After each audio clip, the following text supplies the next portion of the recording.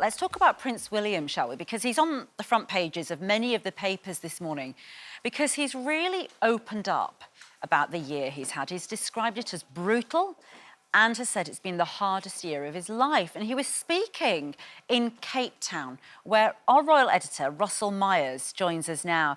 Very good morning to you, Russell. There is a new wave of openness from Prince William, which I think we're all here for, aren't we?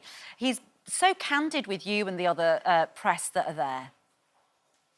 Yeah, good morning, Ranveer. Well, like you just said, it's not very often we hear members of the royal family talk about their feelings, certainly of the elder generation. But what a year it's been for the royal family. Of course, the King and the Princess of Wales both being diagnosed with cancer within days of each other. And that has been, quite an intense and testing time for all the family. But Prince William talking to the UK media here in Cape Town, who've been travelling with him, reporting on his Earthshot Prize Award, he gave a really candid interview to us, saying it's been dreadful. He described the last year as brutal, saying it was possibly the hardest year of my life. And I think we have heard a little bit from the King and what he's been going through. We've seen the Princess of Wales, who has fortunately finished her chemotherapy treatment just a few weeks ago, talking in that really emotional video that they released, talking about how it had been for her, how it had been for the family. But we hadn't heard from Prince William, and I think that sort of pays tribute to all the other people who go through it with family members. There's far too many of us all throughout the country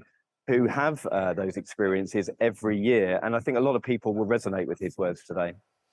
Absolutely, and I think just using really sort of normal language around it and not sort of beating around the bush. I think it's a really refreshing side, isn't it, I think, to the royals at the moment. And really interesting to me as well, he sort of spoke about the responsibility of his role. And we spoke last time, didn't we, about his homelessness documentary, which I thought was fantastic. It was on ITV.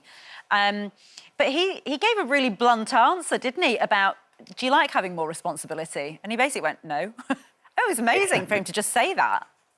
Yeah, I mean, again, this sort of candidness is a new revelation for the royal family, and he's been very honest. He's saying that whilst he's had all this other stuff going on at home, he's had a completely new role as the Prince of Wales over the last couple of years. And what does that mean for him? We've seen him going in certainly different directions. As you touched upon, he's got this big homelessness project, Homewards, which is over the next 5 years. I've been here in Earthshot and beautiful Cape Town this week. That's a 10-year project trying to solve the world's biggest global climate crisis issues.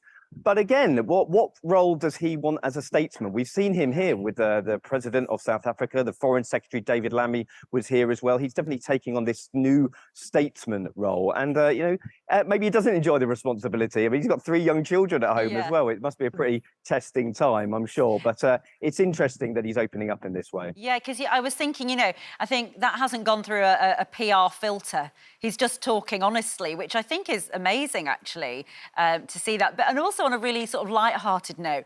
Well, I say light-hearted. He talked about his beard, didn't he? Which is quite funny. And his lovely daughter Charlotte's reaction.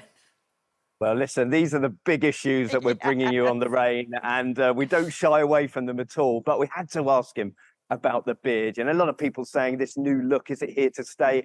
And funny enough, he did tackle it. And he said, listen, I wanted to grow it over the summer, and I showed it to the kids. And poor Princess Charlotte, she was in tears. She didn't like it, but then he shaved it off.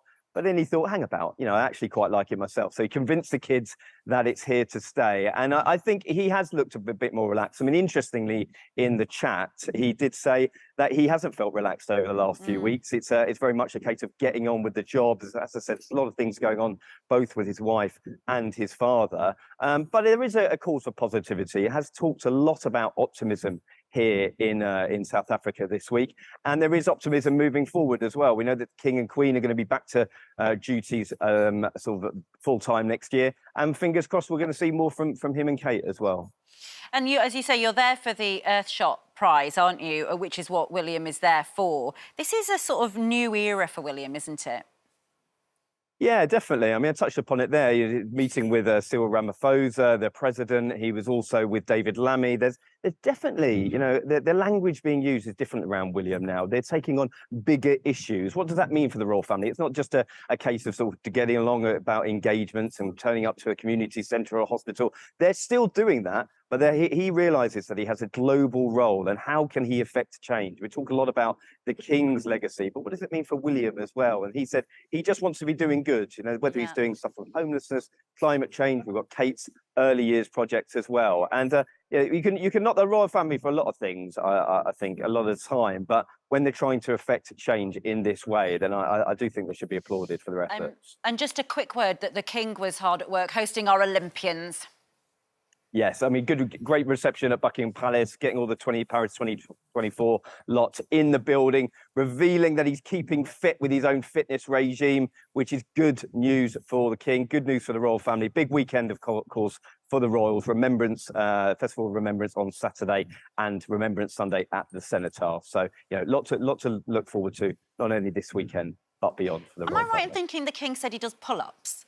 Or did I make that up? You know, you have probably read it in my fine organ. He does something called the Canada Air Force 11 minutes program, when he's doing pull-ups, he's doing crunches, and that's how he's kept fit since he's 20. So at 76 nearly, it's his birthday next week, he's still keeping fit. So look it up if you want to be fit as a king. I love that. Great to have you live from Cape Town this morning. It looks beautiful where you are too. Super stuff. Thank you so much for all that inside story.